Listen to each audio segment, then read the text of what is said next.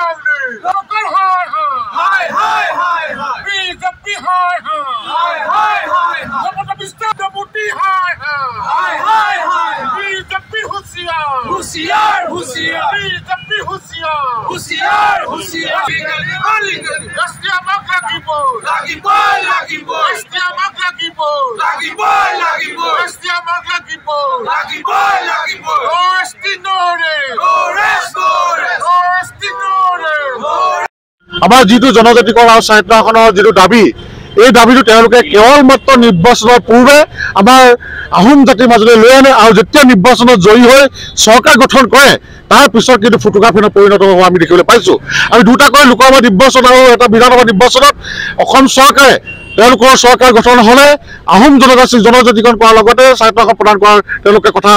কৈছিল। আৰু অসমৰ মুখ্যমন্ত্ৰীগৰাকীয়ে তেওঁ প্ৰথমে পুনেৰ মুখ্যমন্ত্ৰী এখনত বহিয়েই অসমৰ 10টা মূল সমস্যা সমাধানৰ কথা কৈছিল আৰু সেই 10টা মূল সমস্যাৰ ভিতৰত এই 6 জনগোষ্ঠীৰ জনজাতিকৰণৰ বিষয়টো আছিল। আমি অসম চৰকাৰক এটা কথা সকীয়াই দিব বিচাৰিছোঁ, 2024 চনৰ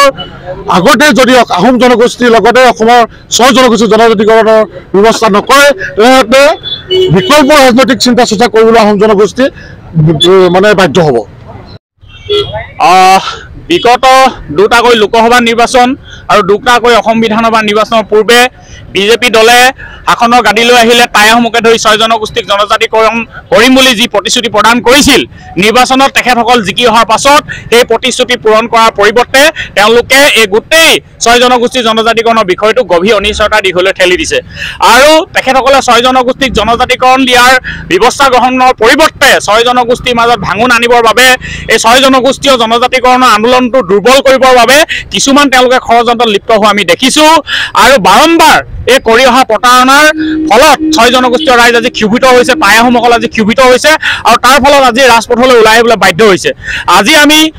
তাৰ পৰা কেন্দ্ৰীয় সমিতিৰ আহ্বানত শিৱসাগৰ জিলা উপায়ুক্ত কাৰ্যালয়ৰ সন্মুখত যি শিৱসাগৰ জিলা সমিতিৰ উদ্যোগত আজি অৱস্থান ধৰ্মঘট কাৰ্যসূচী অনুষ্ঠিত হৈছে, এই ধৰ্মঘট কাৰ্যসূচীৰ যোগেদি আমি বিজেপি নেতৃত্বাধীন কেন্দ্ৰীয় আৰু ৰাজ্য চৰকাৰ দুয়োখনকে আমি সকীয়াই দিছোঁ যদি 2024 চনৰ লোকসভা নিৰ্বাচনৰ পূৰ্বে বিজেপিয়ে যদি 6 জনগোষ্ঠীক জনজাতিকৰণৰ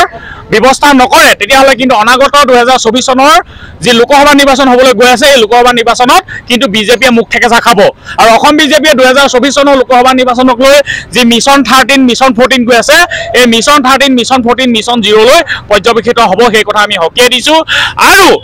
অনাগত দিনত বিজেপি দল আৰু চৰকাৰৰ বিৰুদ্ধে উজনি অসমত ধাৰাবাহিক ৰূপত তীব্ৰ আমি আন্দোলনৰ কাৰ্যসূচী আমি গঢ়ি তুলিবলৈ আমি বাধ্য হ'ম। আৰু এটা কথা আমি এইখিনিতে আমি অনুজ্ঞাব বিচাৰিছোঁ, আমি এটা কথা আজি লক্ষ্য কৰিছোঁ যে বিগত উচ্চতৰ মাধ্যমিক শিক্ষান্ত পৰীক্ষাই হওক বা উচ্চ মাধ্যমিক শিক্ষান্ত পৰীক্ষাতে হওক এই দুইটা পৰীক্ষাৰ প্ৰশ্ন কাকত হোৱাটছআপ যোগে ফাদিল হোৱা বা ভাইৰেল হোৱাৰ বিষয়ে বিভিন্ন বাতৰি প্ৰকাশ হৈ আহিছিল আৰু এই বাতৰি আজি সেৱাই হওক বা উচ্চতৰ মাধ্যমিক শিক্ষা সংসদে হওক বা শিক্ষামন্ত্ৰীগৰাকীয়ে তেখেতসকলে বাৰম্বাৰ অস্বীকাৰ কৰি আহিছিল। কিন্তু আজি যিহেতু বিজ্ঞানৰ পৰীক্ষা বাতিল হৈছে প্ৰশ্ন কাকত কালি ফাদিল হোৱাৰ বাবে, গতিকে এই ক্ষেত্ৰত আমি এটা উচ্চ পৰ্যায়ৰ আমি তদন্ত আমি দাবী কৰিছোঁ। ইয়াৰ আওতালৈ সেৱাৰ অধ্যক্ষ বা সেৱাৰ সচিব বা পৰীক্ষা নিয়ন্ত্ৰকে হওক সকলো আহিব লাগে আৰু লগতে ইয়াৰ দায়িত্ব স্বীকাৰ কৰি সেৱাৰ বিষয়ববীয়াসকলে হওক উচ্চতৰ মাধ্যমিক শিক্ষা সংসদৰ বিষয়ববীয়াসকলে হওক বা আজি শিক্ষামন্ত্ৰীগৰাকীয়ে হওক তেখেতসকলে দায়িত্ব